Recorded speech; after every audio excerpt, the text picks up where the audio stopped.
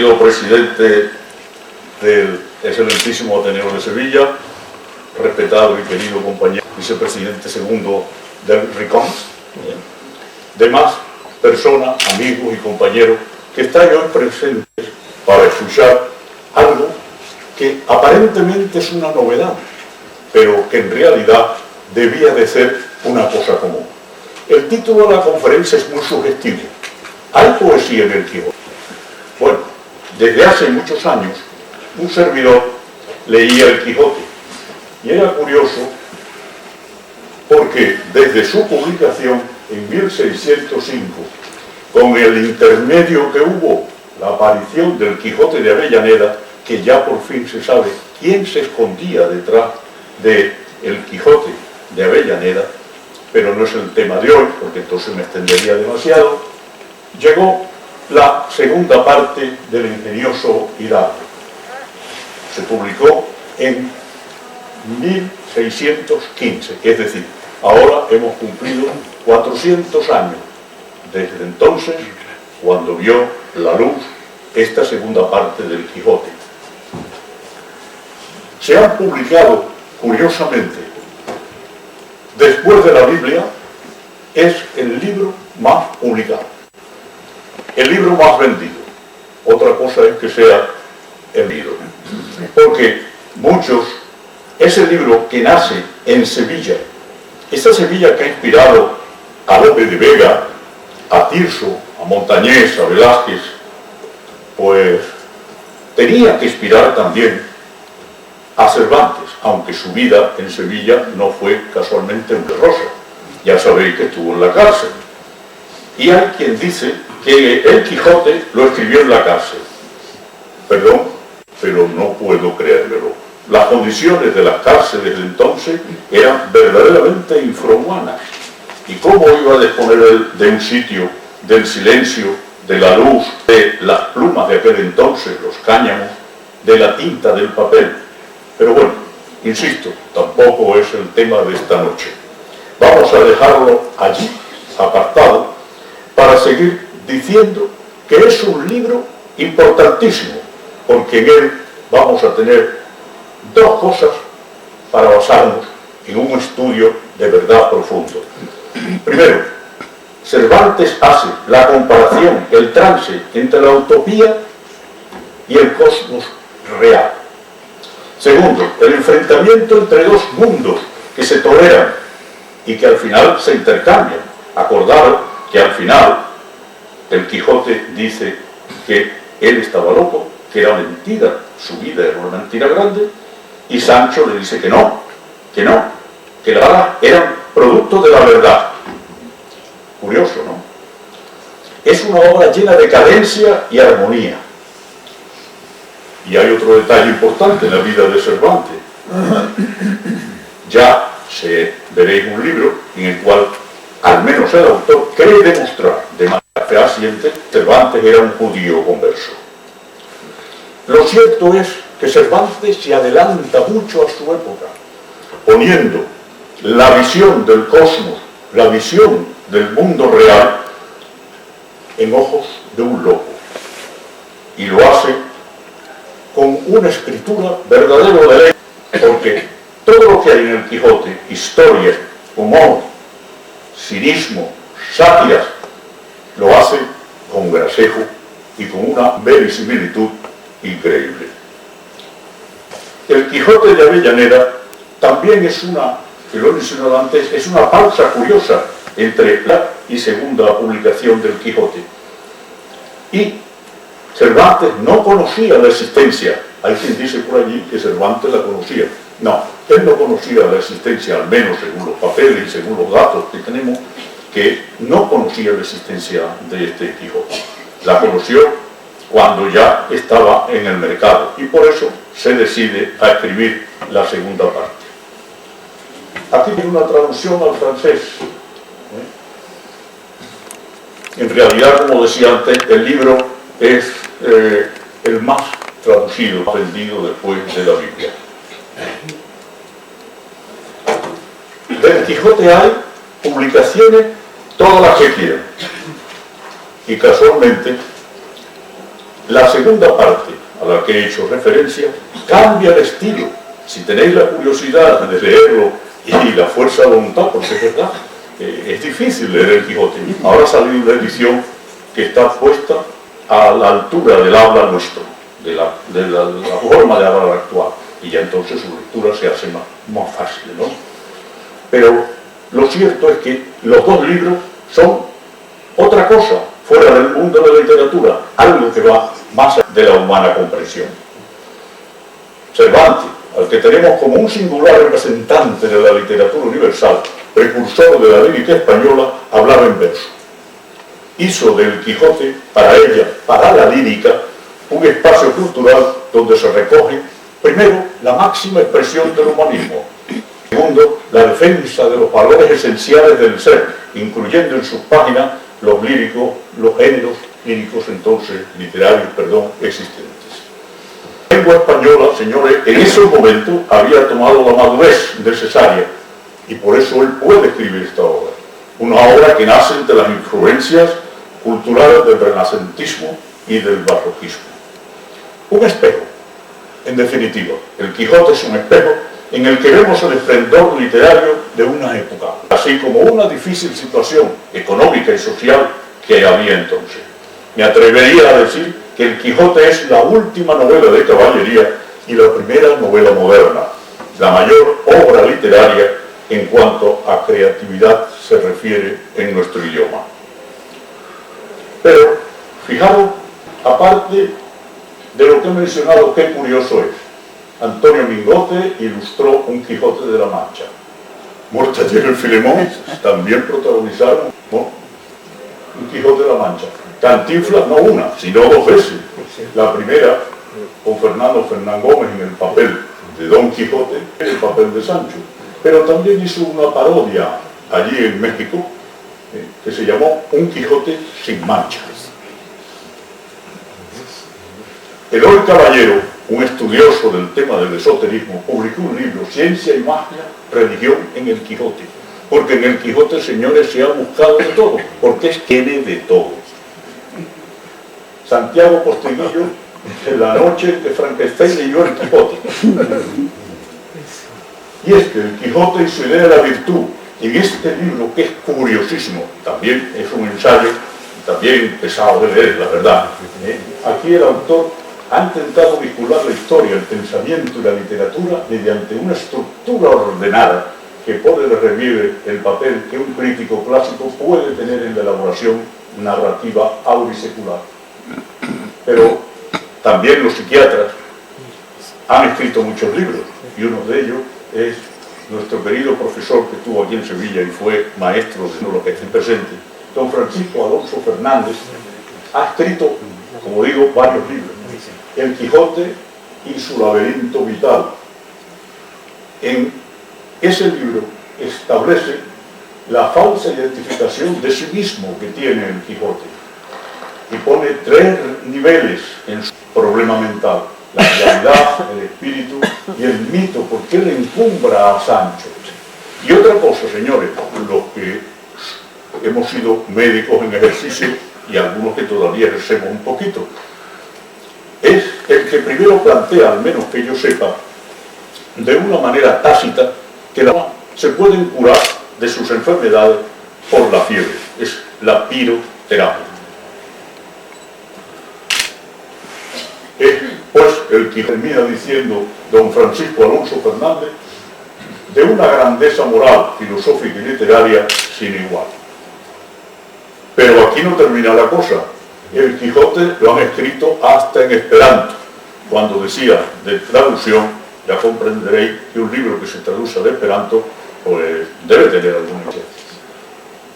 La acentuación en el Don Quijote también sirve de orientación gramática. El Quijote en verso.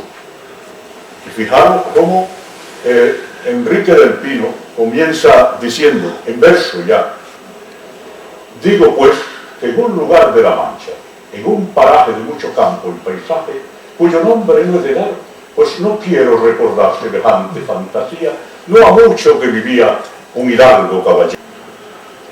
Don Quijote y la medicina.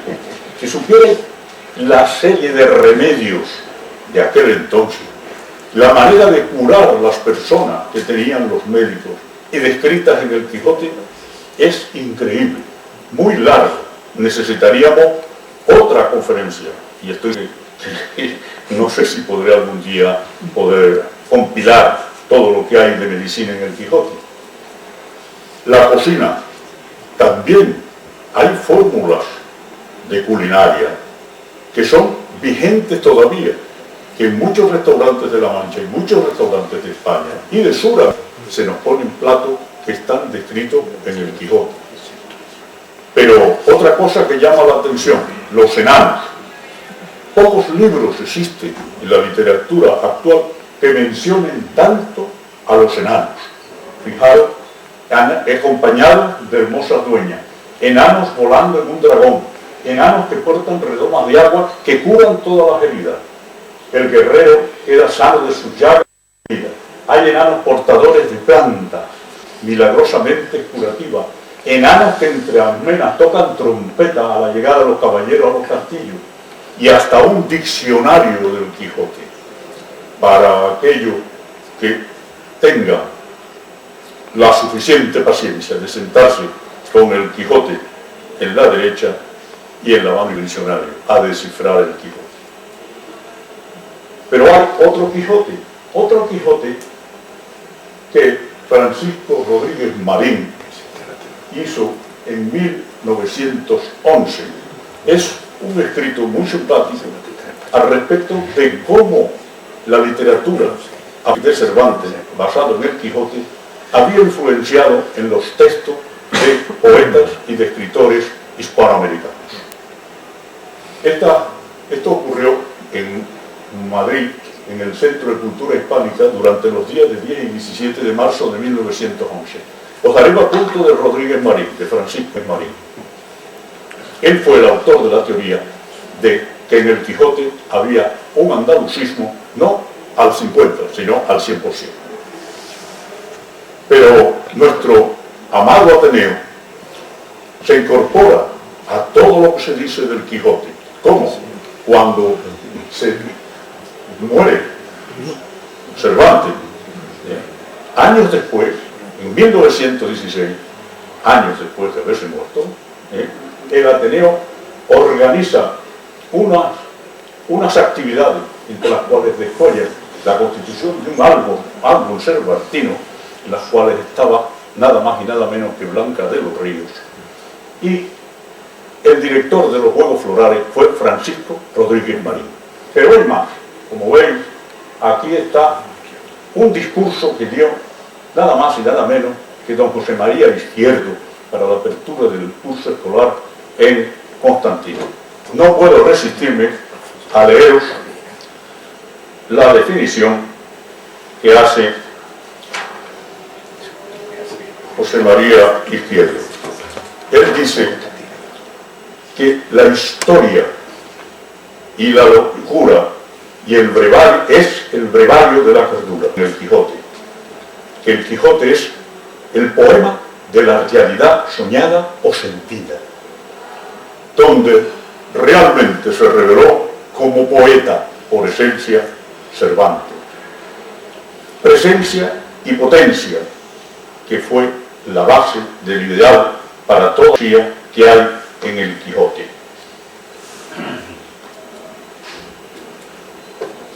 El Quijote desde América. Esto es lo último que se ha celebrado para estudiar el Quijote.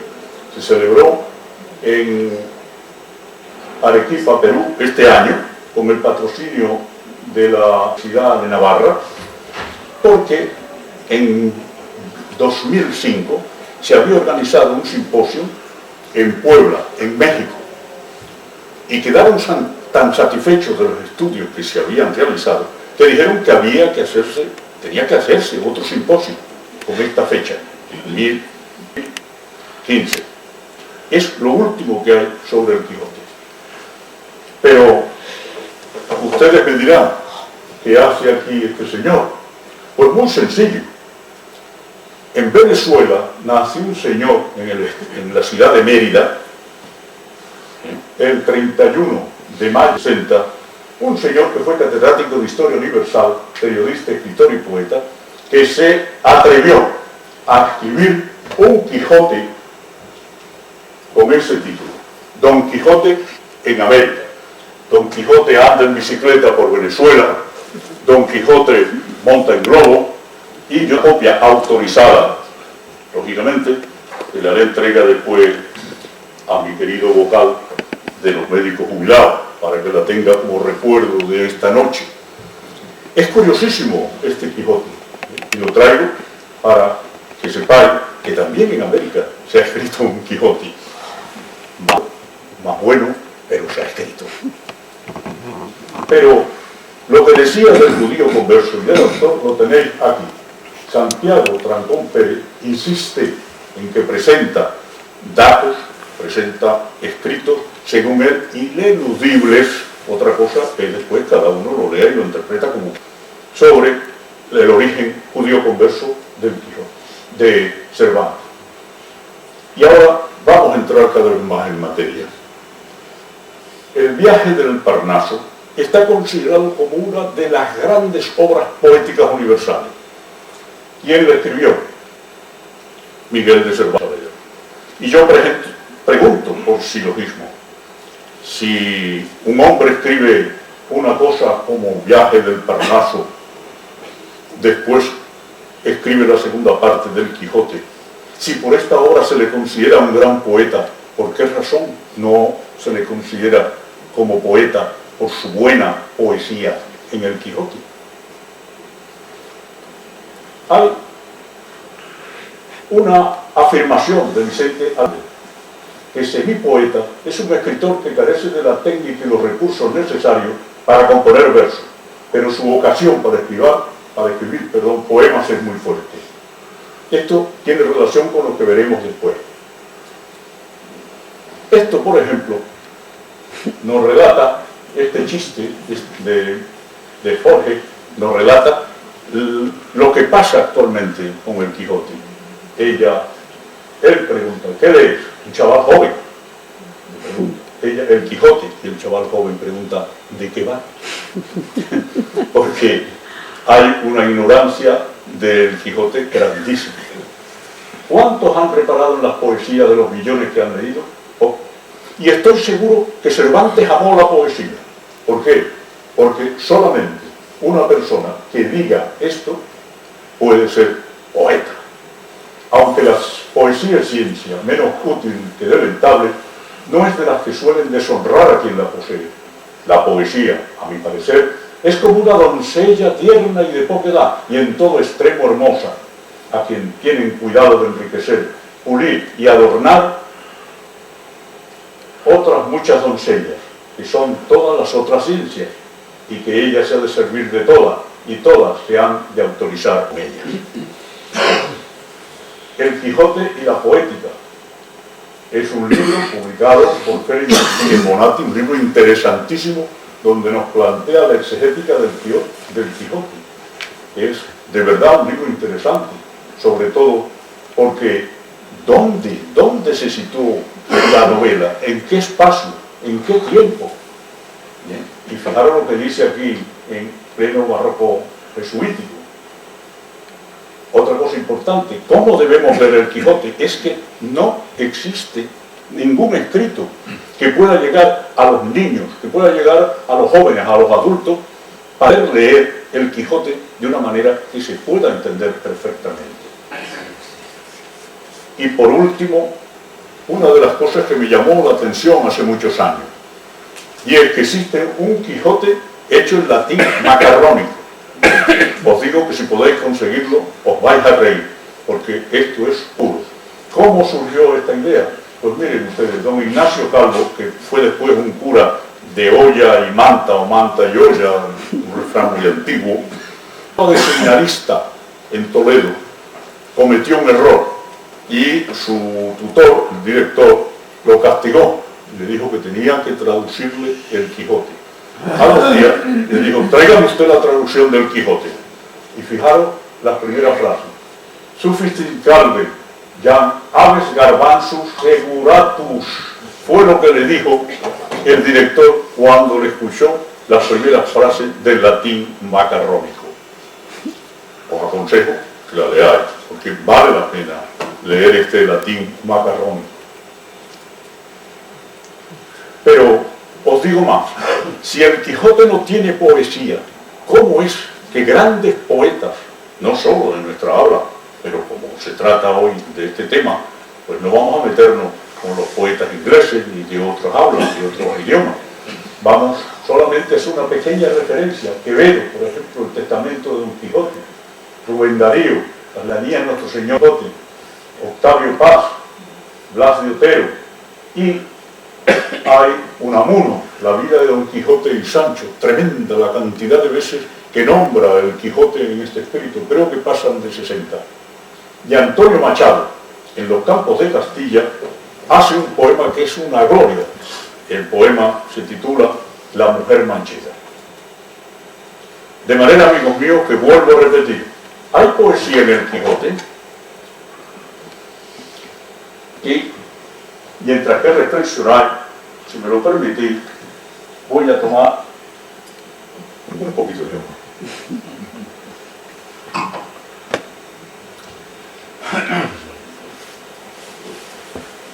Se habla del Quijote siempre como un ejemplo de la prosa, por su gran variedad y riqueza estilística. Nadie discute esta riqueza y se le tiene como la primera novela de verdad en nuestro idioma. Pocos se han detenido a mirar y estudiar, y por qué no, a saborear los poemas que contiene. La maestría de Cervantes, tanto en la naturalidad, con la que cambia de registro de estilo, de expresión al transitar por la tabla principal de la novela a la de los relatos secundarios, es maravillosa. Lo mismo que el de todos los estilos y formas del lenguaje. Es un lenguaje caracterizado por la sencillez, por su naturalidad, por su elegancia y claridad conceptual. No es fácil de imitar, ni mucho menos superar. No es menor el mérito que se refleja en los diálogos. Un diálogo algunas veces acelerado y vivaz. Encadena las preguntas y respuestas. Es un diálogo que hace ver verismo, que cuando lo leemos pensamos que aquello estaba ocurriendo o pudo ocurrir. Muy importante en la literatura. Hay una habla culta, elegante, otras veces pomposa, solemne. Por ejemplo, cuando Sancho habla, ya sabéis que habla algunas veces de una manera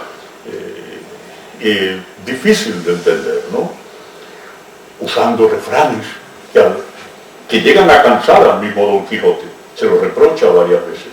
Hay vulgarismo, prevaricaciones o el uso constante, como digo, del refranero. Cervantes cultivó tanto la poesía tradicional, por ejemplo, los romances, villancicos, redondillas, y también poesía italinizante, la influencia de Italia, con sus tercetos, las octavariales, sextinas, el verso libro y sobre todo los sonetos. Otro asunto es la valoración literaria y el que queramos darle nosotros. Pero Cervantes tuvo, es que yo llego también a confundirme, como veréis muchas veces, Quijote y Cervantes, porque eso es consecuencia de leerlo. Hay un momento en el cual los dos personajes se confunden, y para desgracia de Cervantes, él convivió con Lope de Vega, como suponéis, pues, con Quevedo, con Góngora, lo cual hizo que su fama como poeta pues no resplandeciera. Y además él tenía una autocrítica muy fuerte, una autocrítica que en el viaje del Parnaso llegó a decir: yo que siempre trabajo y me desvelo por parecer que tengo de poeta la gracia que no quiso darme el cielo. Su proyección como novelista ha tapado sus valores como poeta. Que a Cervantes le hubiera gustado triunfar y se le conociera como un gran poeta, indudablemente que sí. Yo creo que no estaría disconforme con esa idea. Y referente a si él valora su poesía o no, hay en el diálogo entre el cura y el barbero, consiguen la Galatea. Y Cervantes, entre las frases que le dice al cura, obtiene esta respuesta. Muchos años ha que es grande amigo mío ese Cervantes, y sé que es más versado en desdichas que en verso, porque hay quien ha dicho, un gran autor, un gran escritor, que, señores, don Miguel de Cervantes y Saavedra era el rigor de las desdichas. Sufrió mucho en su vida. Pero, sigamos. Bueno, esto se ha ido.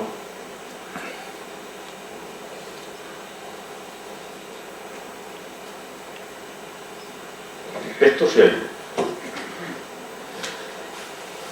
El primer poema con el que nos conseguimos en el Quijote es un poema en versos quebrados, versos rotos.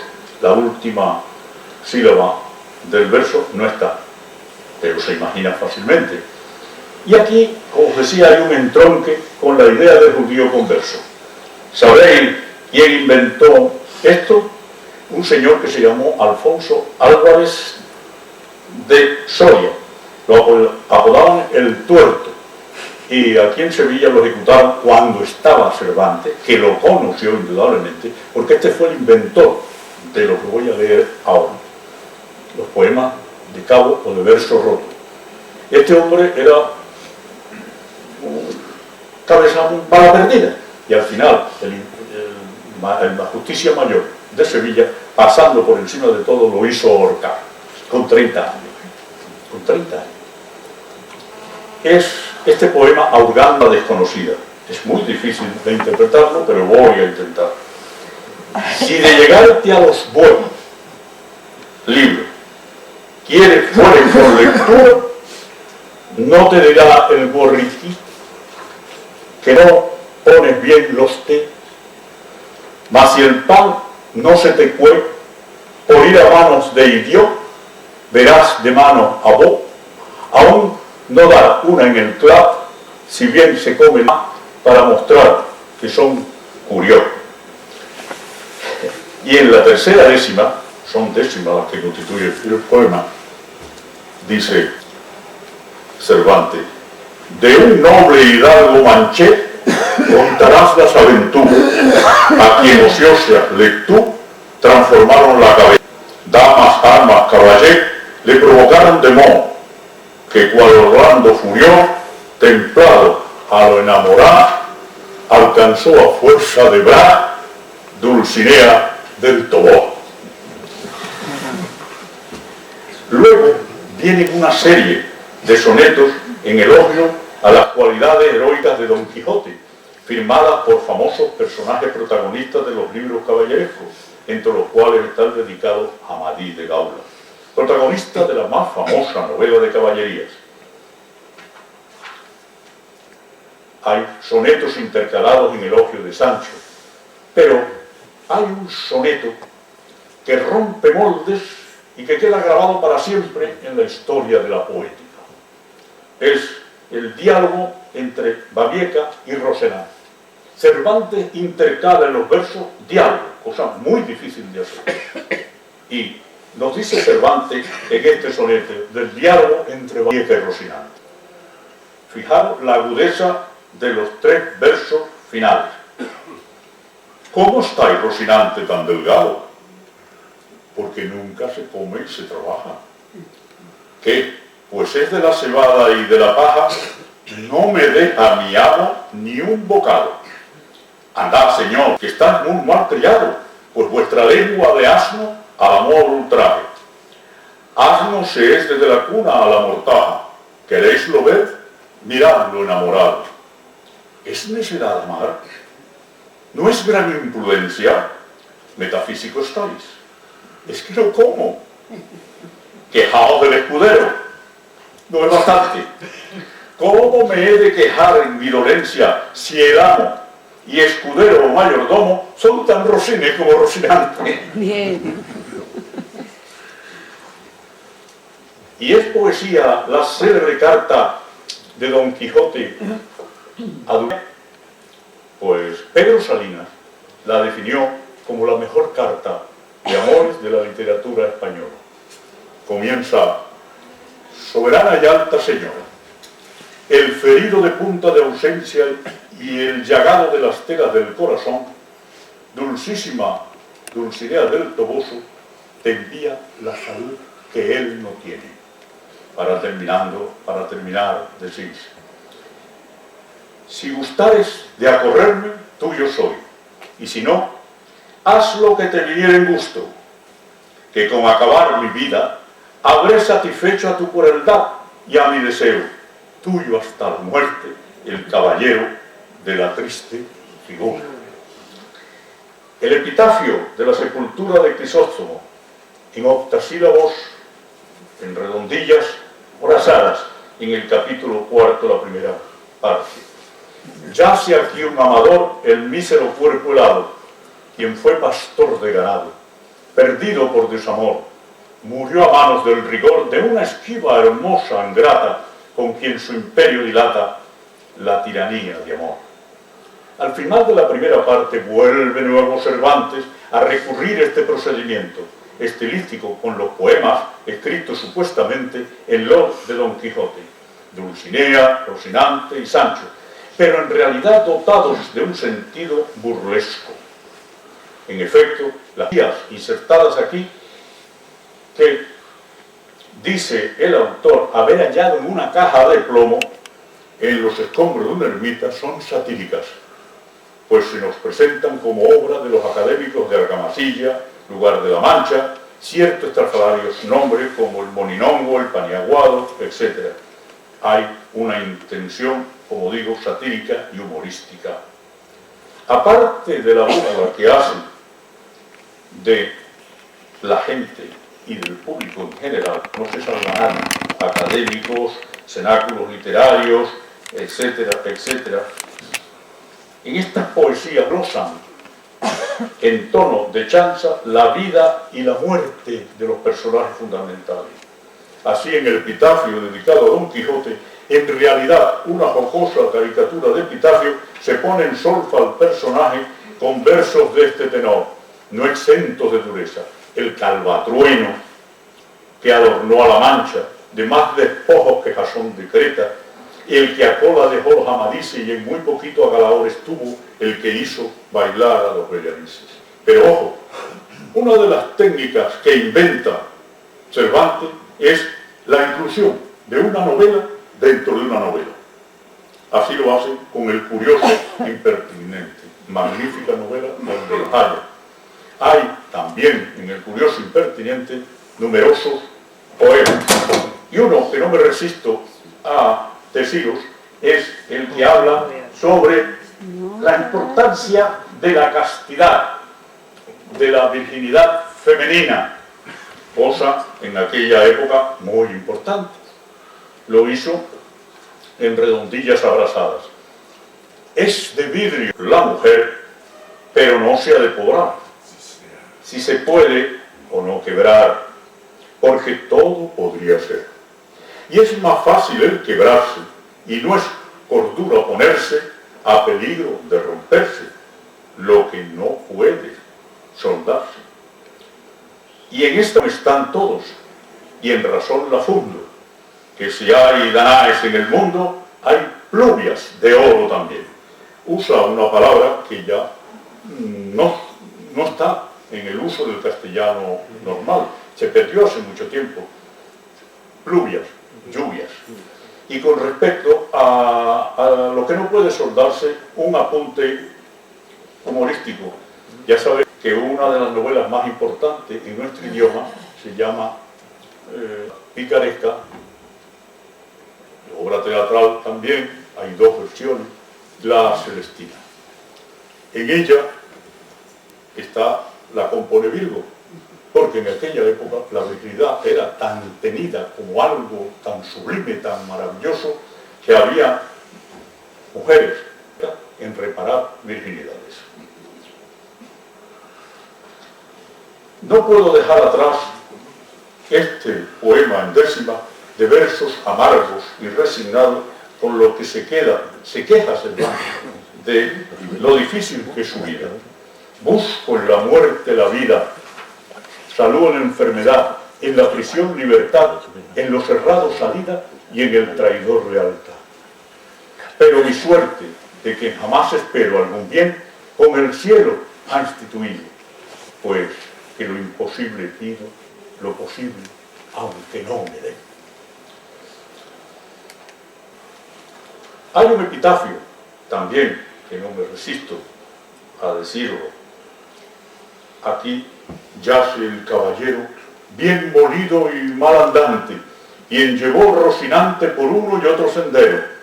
Sancho Panza, el majadero, yace también junto a él, escudero que vio el trato de escudero.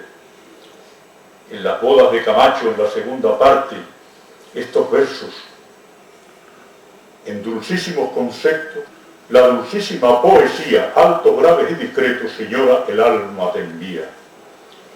Los romances, un romance muy importante desde Altisidora, es, señores, un retrato físico perfecto y un retrato de lo que ocurría en esa época. Altisidora se le ofrece Quijote en casa de los duques. Comienza diciéndole: oh tú, que estás en tu lecho entre sábanas de Holanda, durmiendo a pierna tendida de la noche a la mañana, caballero el más valiente que ha producido la Mancha, más honesto y más bendito que el oro fino de Arabia. Hoy a una triste día, bien crecida y mal lograda, que en la luz de tus dos soles se siente abrazar el alma. Y hay una parte que veré, lo satírico, que pone en boca de Altisidora Cervantes. Oh, quiérse en tus brazos, o si no, junto a tu cama, rascándote la cabeza y matándote la caspa. Para después decir esta descripción perfecta: no mires de tu tarpeya este incendio que me abraza, Nerón manchego del mundo, ni le avives con tu saña. Niña soy, pulsera tierna, mi edad de 15 no pasa, 14 tengo y 3 meses, te juro en mi alma. No soy renca, ni soy coja, ni tengo nada de manca. Los cabellos como lirios, que en pie por el suelo arrastran, y aunque mi boca aguileña y la nariz algo chata, ser mis dientes de topacio, mi belleza al cielo ensalza. Mi voz, ya ves si me escuchas, que a la gente es más dulce, iguala, y soy de disposición algo menos que mediana. Esta y otras gracias mías son despojos de tu aljaba. De esta casa soy doncella y Altisidoro me llama. Hay un verso que dice que tiene solo 15 años. Esto hoy en día, como comprenderéis, pues sería motivo de un proceso judicial. Pero en aquella época, casualmente, mujeres solían casarse o no casarse, ser generalmente violadas, cuando tenían 14, 15 años. Insisto en lo anterior, la descripción que hace de una situación social de aquella época, la situación de la mujer que prácticamente era un objeto como un florero, que tenía un precio y se intercambiaban entre unos y otros. El epitafio de Sansón Carrasco no puedo dejarlo atrás. Hacia aquí el hidalgo fuerte que a tanto extremo llegó, de valiente que se advierte, que la muerte no triunfó de su vida con su muerte. Tuvo a todo el mundo en poco, fue el espantajo y el coco del mundo en tal coyuntura que acreditó su ventura morir cuerdo y vivir loco. Aquí hay otra palabra que se sigue usando. Al final de mi disertación veréis una palabra que lo tenemos todos en boca y que la decimos sin saber quién fue el primero que la usó, para expresar que se terminaba. Aquí, después de este paréntesis, el coco. ¿A quién nos ha asustado con el coco? Pues ya Cervantes nos lo pone en el Quijote, en un poema. En aquella época las mujeres, las madres, asustaban a los niños con el coco. Una vez más, lo que decía Salomón: no hay nada nuevo bajo el sol. Pero tenemos que llegar a conclusiones. Y las conclusiones las tenéis aquí. Pienso que con letra muy clara. De todos estos ejemplos que os he dado, ¿seguiremos pensando que Cervantes fue un poeta falto de gracia, de frescura, de técnica y de las artes dotes naturales? Tendremos que repetir el noveno terceto del canto del viaje del Parnaso. Trabajo y me desvelo por parecer que tengo de poeta la gracia que no quiso darme el cielo. Y entrar en las consideraciones siguientes. Primero, él supo ver, amigos míos, lo que los demás autores de esa época no vieron. Aunque hoy aceptemos que toda la obra es una prosa poética, ¿por qué colocó sus versos dentro de un texto en prosa? ¿Por qué? Nadie lo había hecho prácticamente hasta entonces. La poesía nos hace escuchar las flores, Señor. En ella, en la poesía, el cielo es mar y viceversa. La noche es luna y los objetos inanimados. Se habla con los astros y se viaja a la luna. Es la herramienta perfecta para decir en parodia lo que acantosía en el siglo de oro. La segunda, la poesía es la forma ideal para expresar los sentimientos, las emociones, las ideas, en definitiva, todo lo que el ser humano puede imaginarse. Yo siempre pongo como ejemplo, y de una forma irónica digo, con todo mi respeto, ese chaval Quintero, León y Quiroga, tiene un poema que dice: mira cómo se me pone la piel cuando te recuerdo. El poeta nos dice: niña, se me ponen los pecarpias cuando te veo. Y este es un ejemplo de que la poesía sirve para algo. No en balde fue el primer género literario que utilizó el hombre, aunque después, hoy en día, no vende. Aristóteles, que fue el primero que habló sobre la poesía en su poética, definía a la poesía como el género en el cual se expresan los sentimientos y visiones personales del autor. Tienen poesía las situaciones y objetos que inspiran arrobamiento, misterio, ensoñación, o las ideas de belleza y perfección. Cervantes cumple con estos preceptos de la poética de Aristóteles. Dice, en su obra hace cultura, tiene una visión ideal del mundo y un sentido elegíaco de la intimidad amorosa. Y no solo versificó, sino que usó variedad de metros e invenciones.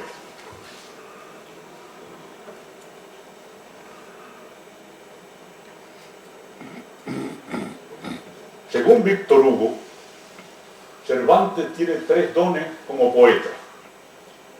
La creación, él crea tipos y personajes.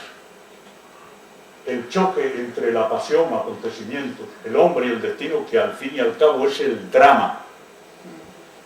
Y la imaginación pone de relieve las cosas, vivifica, las hace vivir. ¿Creía entonces sinceramente Cervantes lo que escribió en el capítulo 16 de la segunda parte del Quijote?